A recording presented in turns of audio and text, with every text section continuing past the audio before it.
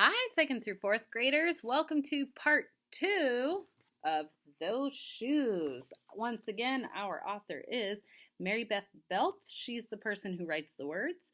And our illustrator or our artist is Noah Z. Jones.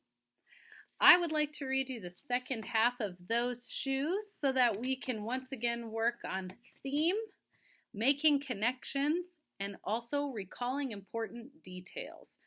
So what I'm going to do is I am going to let you look at these pictures of the pages we've already read just so you can get an idea of what was happening in the book and in the parts that we've already read. So we're going to jog your memory. Here we go.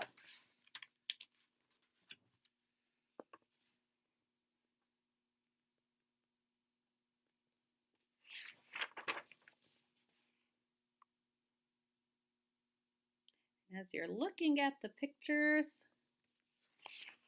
try to remember what is going on in the story with each picture.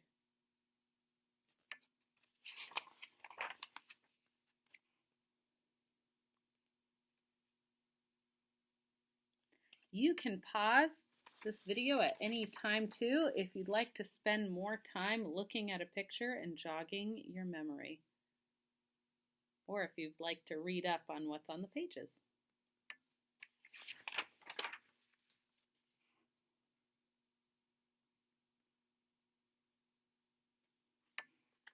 Pictures are really important because it helps us to see how the characters are feeling as well as reading about it.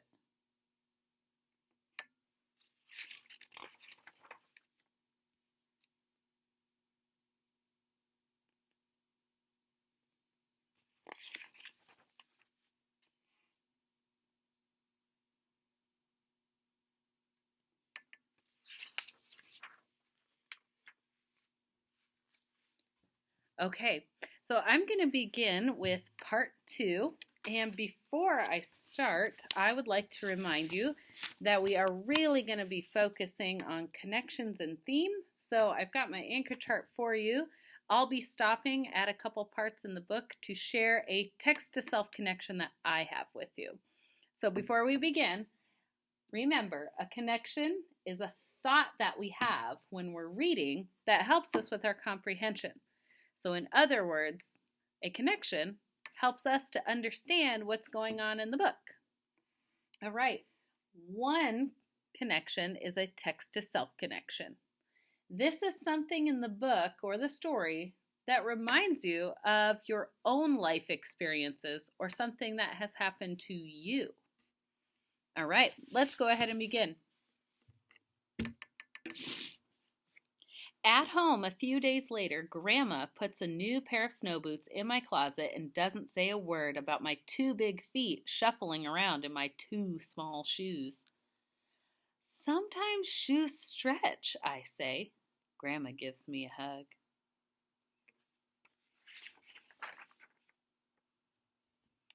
I check every day, but those shoes don't stretch. I have to wear my Mr. Alfreys to school instead. One day during math, I glance at Antonio's shoes. One of them is taped up and his feet look smaller than mine.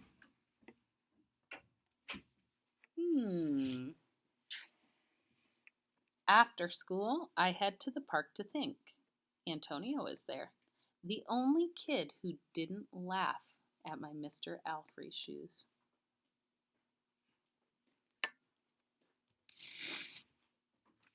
During this part, you can be thinking about what might happen next. That's called a prediction. We shoot baskets. A loose piece of tape on Antonio's shoes smacks the concrete every time he jumps. I think I'm not going to do it. We leap off the swings. I'm not going to do it. We race from one end of the playground to the other. I'm not going to do it, I say. Do what? Antonio says. breathing hard.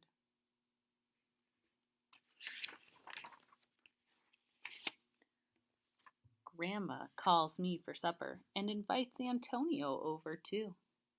After supper, he spies my shoes. "How come you don't wear them?" Antonio asks. I shrug. Do you know what that looks like? That's a shrug when you move your shoulders up and down. And it means, I don't know. I shrug. My hands are sweaty. I can feel him wishing those shoes were his. That night, I am awake for a long time thinking about Antonio. When morning comes, I try on my shoes one last time. Okay, here's where I'm going to pause and share a text-to-self connection with you. Sometimes, when I have a lot on my mind after a long day, I stay awake at night in my bed and I think about all those things, just like our character Jeremy is doing right now. And he's thinking about Antonio and those shoes. So I can relate to what Jeremy is doing because I also stay awake at night in bed and think about things that happened to me during the day. That's my text-to-self connection.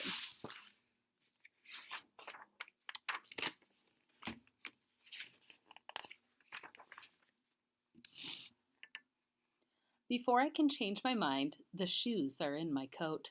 Snow is beginning to fall as I run across the street to Antonio's apartment. I put the shoes in front of his door, push the doorbell, and run.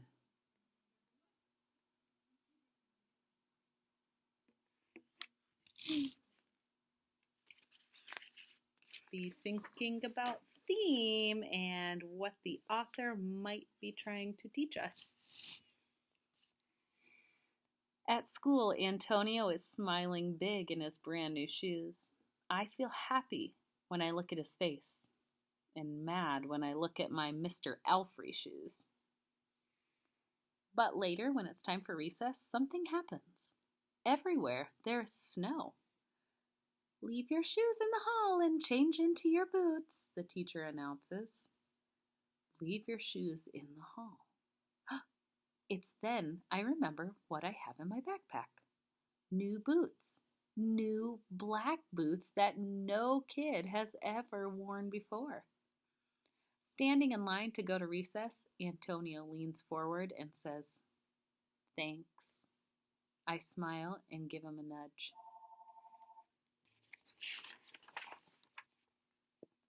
Let's race. All right, and that is the end of our book, Those Shoes. So what I would like you guys to do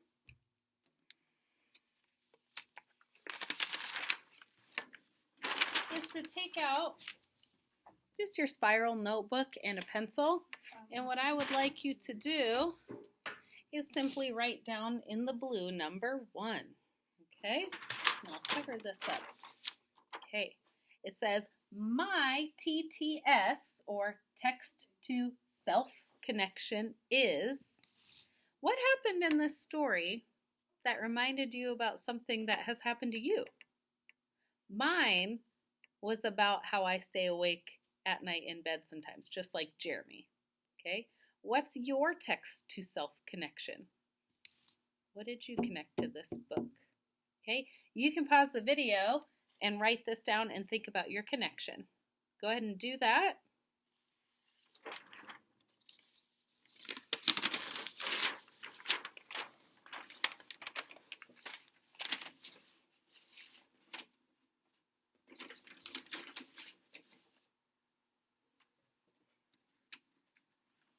All right, our next piece is actually on your assignment under your Tuesday, September 29th folder. And I want you to think about the theme for those shoes, okay?